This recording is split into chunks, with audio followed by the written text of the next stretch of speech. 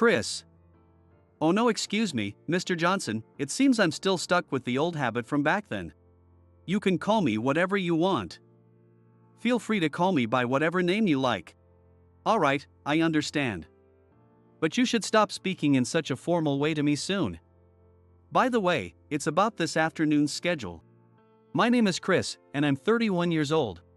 I was in a taxi with my secretary Emily and we were reviewing today's schedule. I was a designer at a major graphics company. And since I'd taken on more responsibilities, I had to review my schedule even while commuting, making my days extremely busy. But I found my life fulfilling. By the way, you stayed at the office last night, didn't you? Yeah. I was swamped with work yesterday, and since there was an early meeting today, I ended up sleeping at my desk.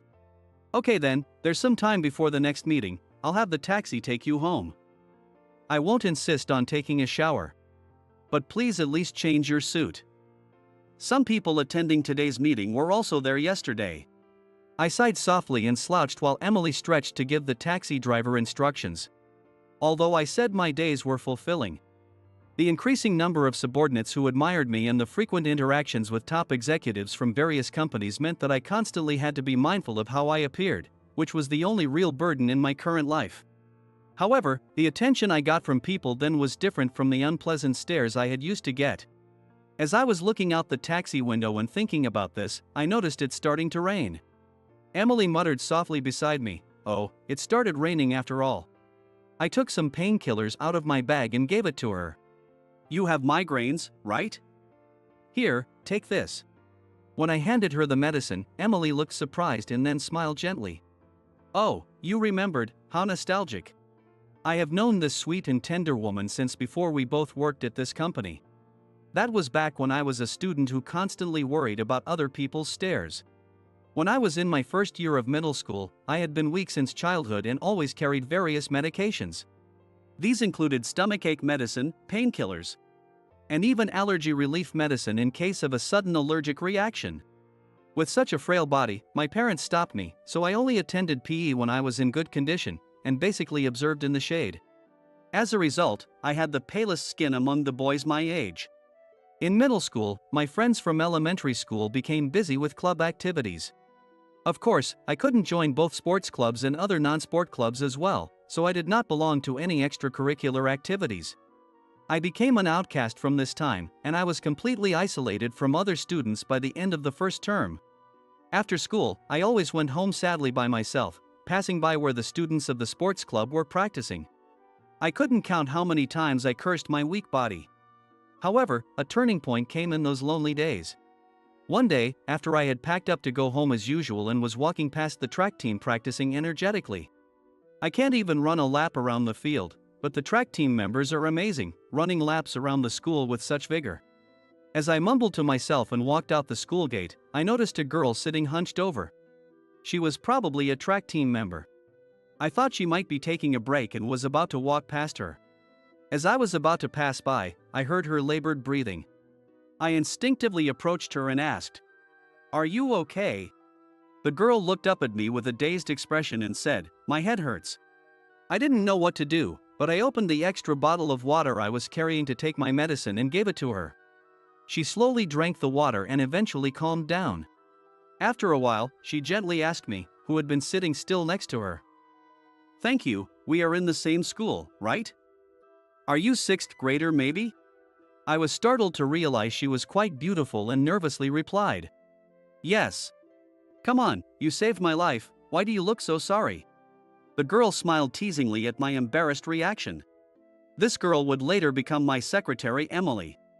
Emily was 2 years older than me, 8th grader at the same middle school, and the leader of the track team. That day, Emily wasn't feeling well and struggled during her run. I always get headaches on rainy or cloudy days like this. "Isn't that a migraine?" "A migraine?" Emily seemed unfamiliar with migraines, so I briefly explained. "Wow, I didn't know that. I thought it was dehydration or something." "What? Dehydration is serious." "Really?" "I get it all the time before competitions." Emily was overly active, shone too brightly for me. I wanted to help her somehow and pulled out a small pouch from my bag. Please take this if you'd like, I have some headache medicine I use often. When I handed her the medicine, Emily looked surprised but then smiled warmly. Really? Thank you. Then here, take this little something in return. Then she pulled a candy bar out of her pocket and handed it to me. Oh, you don't have to do this. Besides, having a candy bar outside like this is. No worries, go ahead. She was taller than me at the time, and smiled and handed me the candy bar. I accepted her kindness with both hands and took a bite. Wow! This is good. Hey, you look like as if you've never had a candy bar before. At that moment, my heart raced at her playful smile. By the way, don't you participate in any clubs? You should join us. Well, I have a weak body. When I declined apologetically, Emily thought for a moment before suggesting, how about the library committee? We're short on members. And I can hardly attend due to my busy club schedule. I thought I might be able to handle the library committee and was about to smile and nod at Emily. I heard running footsteps and a loud voice. Emily! What are you doing slacking off? It was one of my classmates, Jason, with tan skin and a lean but muscular build. Jason smiled at Emily, but his gaze towards me was cold. I'm not slacking off, I'm recruiting. Hearing Emily's words, Jason frowned as he looked at me. Then, he started laughing mockingly. Oh, this guy? No way. He skips PE because he's weak. It's impossible. Jason looked down on me laughing, but to my frustration, I couldn't say anything back and couldn't look up. Suddenly, I heard a dull thud and Jason's pained shout, ouch. I quickly looked up to see that Emily had hit Jason on the head. You don't talk like that, do you? It's an order from the team leader. Apologize to him. Well, I'm sorry. Jason's eyes welled up with tears, and I quickly nodded. Emily giggled, overlooking us, and said, All right, Chris, see you soon. So Jason, let's go back. Cover for me in case that the coach gets mad at me. She then energetically ran off. Jason followed, holding his head. At that moment, I realized that the real cause of this heartbeat was my first love, watching Emily's running back. After that, I immediately applied to join the library committee. As Emily had said, the library committee was unpopular and there were empty positions, so I immediately began to work as a member. Even if it was only for a short time after school. Though Emily rarely attended the committee meetings, she napped and got scolded by the committee head whenever she attended. During my time on the committee, I developed a love for reading books on art and design. And it was then that I decided to become a graphic designer. A year later, Emily graduated from middle school, and my first love ended without me even getting her contact information. When I started my second year, my school life became much more miserable.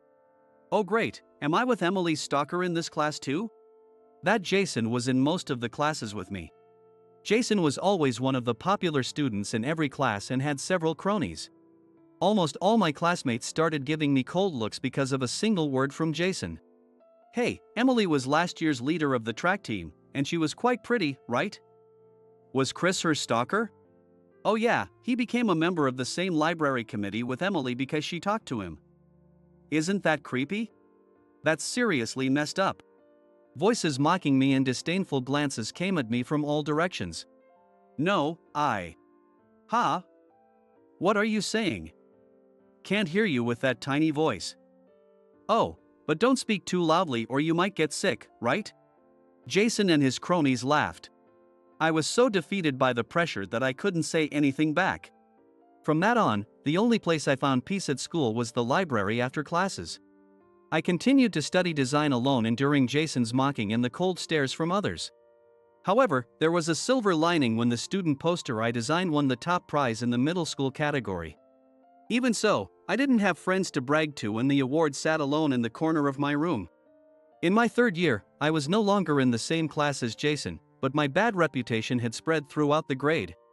As a result, I had no peers to talk to, and the last page of my yearbook was blank. My lonely middle school life quietly came to an end. I remembered feeling a mix of frustration and envy when I saw Jason crying tears of joy at graduation, though he had caused my misery. Mr. Johnson. We've arrived. Oh, we're already here. Next thing I knew, the cab had arrived in front of my house. Emily looked worriedly at me since I had been staring blankly into the past. I'll wait here. I've informed the office that I'll be returning with you. Okay. I'll be back soon. Hearing her call me Mr. Johnson felt strange since I was thinking about the Emily from back then. After graduating from middle school, I went abroad to study art and started a business with friends I met there. My efforts paid off, and our graphic design company grew into a major firm. I faced daily challenges as both a designer and vice president, but my younger self could never have imagined this future. Nor could I have imagined reuniting with my first love as an adult. However, our current relationship was strictly professional at that time, and I couldn't dwell on the past. I didn't even know if Emily was married. We've never discussed personal matters, and bringing up old feelings would only cause confusion. Thanks for waiting. Let's head back to the office. After taking a shower and changing into a new suit, I returned to the taxi where Emily was working on her laptop. As the taxi started moving, she stopped typing, checked her watch, and said, "We're heading to the office now. Please wait in the entrance lobby. As the sales department has informed me of some changes to the meeting documents, and I'll need to retrieve them." I see. Emily's diligent approach to her work always made me straighten up. She consistently anticipated my needs and handled schedule management flawlessly. Even for sudden dinner meetings, she always had a suitable restaurant booked in advance, proving herself to be an exceptionally capable secretary. I didn't feel deserving of such an excellent secretary. I had never seen anyone at the office attempt to flirt with Emily despite her remarkable beauty. People probably see her as unattainable just like in her school days. I would wonder why someone so talented and beautiful was working as my secretary. A familiar streets came into view as these thoughts crossed my mind. We arrived at our company, which was a large white building both tall and wide. Our company valued merit and freedom. So the area around the entrance was filled with stylish employees in business casual attire. And some were having lunch on the courtyard benches while others worked on laptops. It created a scene reminiscent of a college campus during lunch break, making the security guard at the entrance seem out of place. As I observed the surroundings, Emily exited the taxi first, opened my door, and stood slightly behind me as we walked to the main entrance. "Welcome back, Mr. Johnson." "Thanks. Keep up the good work this afternoon." The security guard opened the big front glass door for us and let us in. When I go inside, it was the entrance hall with predominantly white, featured a 3-story high ceiling. In the large marble reception area, the reception staff all greeted us with smiles. The sophisticated yet free-spirited atmosphere of the company perfectly embodied the dream my partners and I had when we started it. "Mr. Johnson, I'll go get the documents now. Please wait here for a moment." Emily said this and walked briskly towards the elevator hall. My stomach growled as I watched her go and then moved to sit on a nearby sofa. "Oh, I haven't eaten anything since yesterday." I headed towards the nearby sandwich place as I thought Emily wouldn't be back soon. Once inside, I was momentarily overwhelmed by the wide selection of bread and salads as well as sandwiches. Before I started going out for business every day like I do now, I used to buy my meals here. I grabbed a sandwich and one candy bar and joined the line at the register. The line was very crowded as it was just past noon. I heard someone in the line ahead of me muttering. I admired their diligence while thinking he was practicing for a presentation. As I carefully placed the sandwich I bought in my bag to avoid crushing it, I heard footsteps approaching and a man's voice calling out, "Hey." I looked up to see a man in a suit staring straight at me. As I tried to remember where I had seen him before, he walked closer and I noticed he was smirking. As I recognized the familiar sneer, the man spoke first. "Chris? What are you doing here?" To my surprise, it was Jason. Jason. I looked closely at his face and then at the ID card hanging around his neck. Sure enough, it bore Jason's name and his department in the sales division. I was stunned by this sudden reunion, but Jason sighed loudly and frowned. "Jason? Since when have you been able to call me so casually?" "Huh? Casually?" Jason showed obvious irritation. "Yeah, you're calling me by my first name. Who do you think you are?" It had been a long time since someone had spoken to me so rudely, and I was bewildered. "You work here." As I muttered this to myself, Jason leaned closer and said, "Don't you know basic business manners? When you do something rude, You have to apologize first. He lightly tapped my shoulder with the documents he was holding. What is the biggest loser in our grade doing here? It seemed Jason assumed I didn't belong at this company. I surprisingly felt nothing though I faced the person who had made my school days miserable. Jason's attitude was irritating, but it didn't provoke anger. Instead, I felt a strange nostalgia for how little he had changed. You're right. I'm sorry. It's been a long time, Jason. I said this with a smile, and Jason's frown deepened. Ha? Don't you answer my question? What are you doing here? And you don't even have a visitor's pass. Did you sneak in? Jason laughed mockingly. His behavior was infuriating, but I couldn't rise to his bait. As the vice president of this company, I had to maintain composure. If I lost my temper and word got out, it would be trouble. Because if it became known that I, as vice president, was angry with Jason here, he would definitely be left out by his boss. Even if he lacked social graces, I couldn't let my temper ruin his career. I decided to endure Jason's arrogant and disrespectful attitude. Hey, are you listening? Yeah, I'm listening. Actually, As I was about to reveal my identity, Jason cut me off and started laughing. I get it. You're here trying to pitch to us, aren't you? I've seen guys like you, bottom-tier salesmen who don't know their place. Oh, no, it's not that. I tried to deny Jason's assumption, but he kept talking. You disappeared after middle school, right? Did you drop out and get a job? There's no way you'd be here otherwise. Jason continued to laugh and look down on me. I decided to change the subject as I realized he wouldn't listen. So, Jason, are you an employee here? Jason showed me his employee ID and raised his voice proudly. Of course. See, it says sales department. I would have been the sales manager if you had met me a bit later. Wow, that's impressive. Jason's arrogant and condescending demeanor made me worry about the future of the sales department. But I couldn't spend more time talking to him. Emily was probably back at the entrance by now. I decided to wrap things up and move on to my next task. Well, I have to go. It was nice seeing you. As I tried to walk past Jason, he grabbed my arm with a smirk. Where do you think you're going?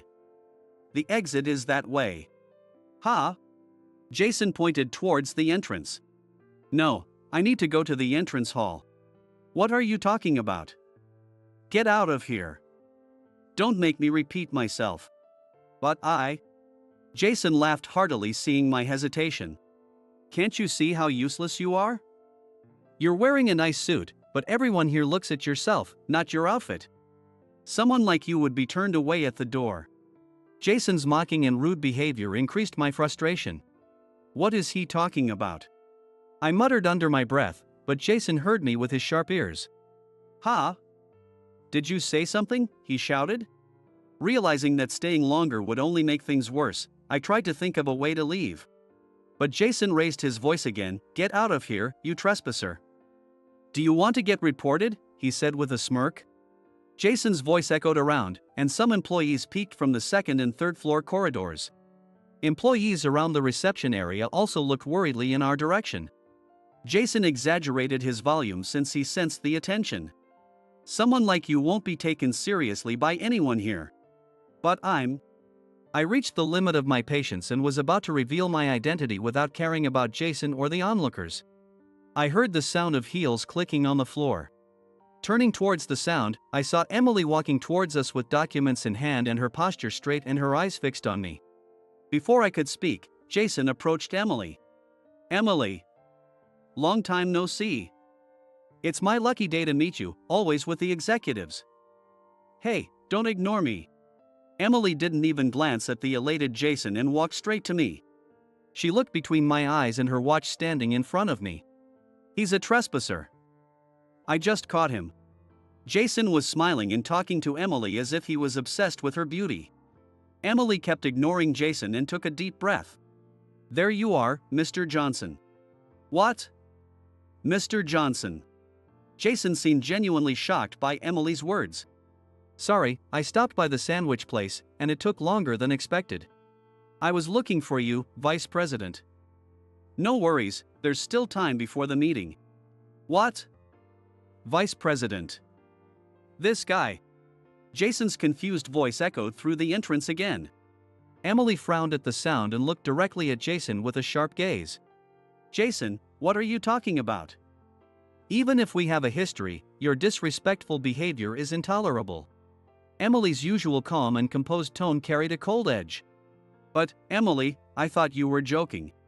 However, Jason continued to fawn over Emily. It seemed that talking to Emily made him happier than dealing with the current situation. Seeing Emily take a deep breath, I couldn't help but lower my eyes. This man is Mr. Chris Johnson, our vice president and a leading designer representing our company. A regular employee like you showing such disrespect could have serious consequences. Emily's voice rang out in the entrance. Jason nodded along at first, but soon he froze in place. Wait, really? Is he? Jason's head shook in disbelief as he alternated glances between Emily and me. Emily cleared her throat and said, "Let's discuss this matter with the sales manager." She looked coldly at Jason. Wait, please. I didn't know. Right, Chris? You understand, don't you? Jason looked as if he were begging for his life. I couldn't help but feel sorry for him, seeing the sweat on his forehead and tears in his eyes. However, I wondered if forgiving Jason here was the right thing to do. Such disrespect towards the company's upper management would normally result in suspension for any regular employee.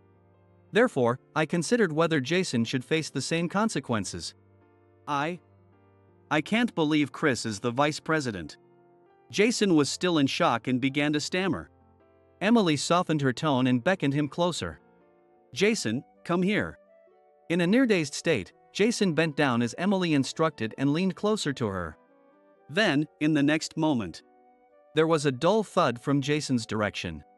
Ouch! I glanced over at Jason and saw him holding his head.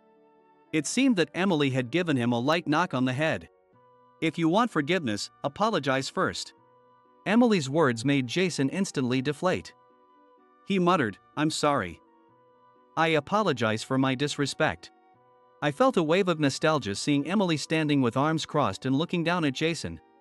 This made me realize that Jason's past behavior didn't matter anymore, and I let out a small laugh. What are you laughing at? Excuse me, Chris? No, Mr. Johnson? Oh, sorry. I just felt nostalgic. It's okay, Jason. I'll let this go, but please don't behave like this with anyone else. When I spoke gently, Jason, teary-eyed, nodded. Emily smiled kindly, a rare sight during work. But I really didn't know. I had no idea you were the vice president of this company.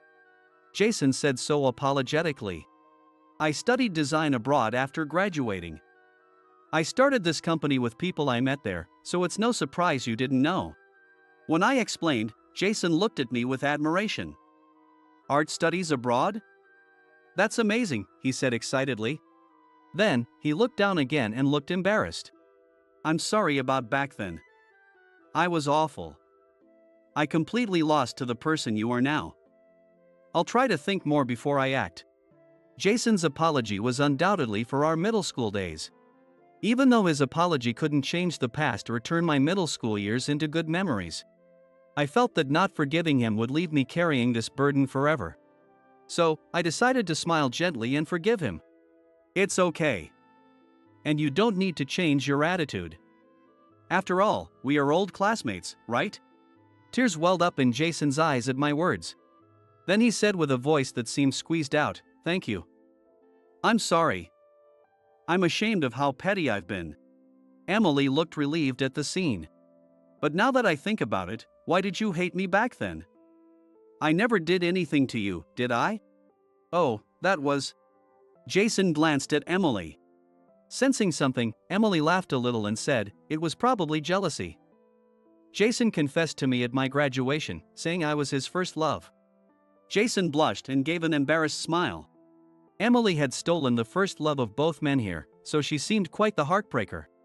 After a moment, Emily checked her watch and looked at me. Chris, it's about time. Oh, right.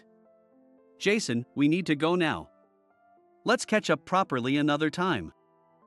Sure. Emily and I said our goodbyes to Jason and headed towards the elevator hall.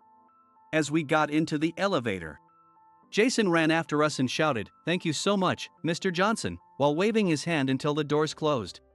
As the elevator doors shut and the space grew quiet, I let out a big sigh. Emily chuckled as she reminisced. It seemed she found the recent scene amusing. "You laugh too much, poor Jason." "No, that's not why I'm laughing," Emily said with a mischievous smile. While I looked puzzled, she continued. "When Jason mentioned that I was his first love, you had quite the face, as if saying, 'You too?'" "What?" "Well, Emily kept smiling like a little devil seeing me fumbled for words. While considering whether to share my old feelings, a question crossed my mind.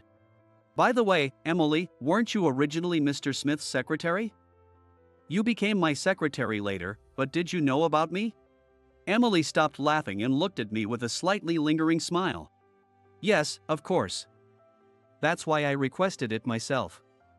I believed my skills would be best utilized working with you." "That can't be true. You're so talented." "No, it's true. Mr. Smith understood quickly because he's romantic." Emily's words made me puzzled. "I heard he proposed to his wife with 100 roses in a helicopter at night." I knew he was romantic, but how does it relate to? When I said that, Emily flashed a mischievous smile and began checking her documents. It seemed she wouldn't reveal the answer until I figured it out myself. The elevator doors opened, revealing the hallway leading to our destination, the conference room. Before opening the conference room door, I opened the soda I bought earlier and took a sip to refocus. Emily watched this and said, "100 roses are lovely, but I'd be just as happy with 100 candy bars." No flower language. But it holds special meaning for us, right, Chris? Meaningfully. I understood everything with her words, opened the conference room door with a flushed face and got ready for the meeting.